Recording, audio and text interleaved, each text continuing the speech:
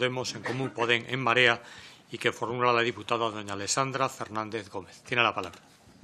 Gracias, señor presidente. Perdón.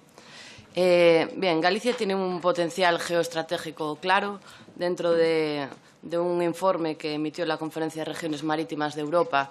Señalaba precisamente que el gran valor de Galicia es su posición central transcontinental, la dimensión atlántica y su localización estratégica. Ocupa un sitio central en los movimientos del Atlántico, tanto norte-sur como de la relación en línea entre el Canal de Panamá y la nueva ruta de la seda asiática, y además dentro de la península ibérica ocupa el espacio de la fachada atlántica con menor distancia hacia el centro de Europa. Por lo tanto, es un gran potencial, pero que estamos viendo cómo está siendo boicoteado sistemáticamente el potencial de Galicia geoestratégico. El primer boicot lo vemos cuando plantean en Europa un mapa de mercancías realizado con una lógica radial respecto de Madrid, que no sucede, por ejemplo, en el corredor mediterráneo o en la fachada portuguesa.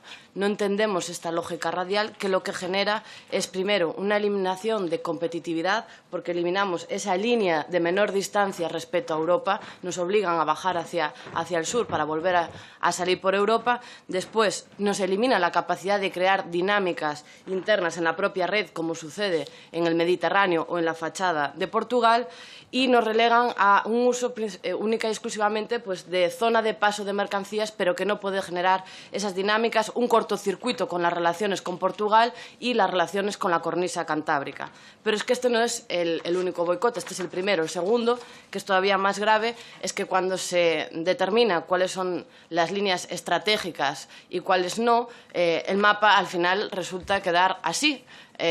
Un vacío en todo el noroeste de la conexión con la red de mercancías europeo. Esto deja entrever clarísimamente el reparto de puertos que hay. Hay un reparto aquí evidente donde Portugal ocupa la fachada atlántica y España ocupa la fachada mediterránea. En el fondo, deja entrever esa negociación encubierta que debe haber dentro de la Unión Europea para repartirse esas dos fachadas de esta forma, donde se prioriza además el triángulo Madrid-Barcelona-Bilbao, como siempre, con nodo en Zaragoza, más la fachada mediterránea. Eso es precisamente donde siguen estando las lógicas geopolíticas dentro del Estado español y que agravan más las desigualdades territoriales. Bien, en el 2018 teníamos la oportunidad de revisar este plan.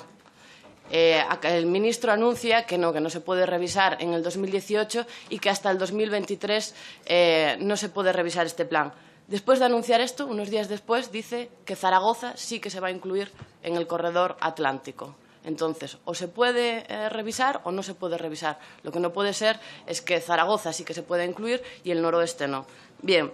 Desde Oporto hasta Bilbao no hay un solo puerto conectado con esta red. La única relación con el Atlántico y el único aprovechamiento del potencial se lo van a dar a los puertos portugueses, colocando a Valladolid y a Madrid como nodos intermedios cara a Europa.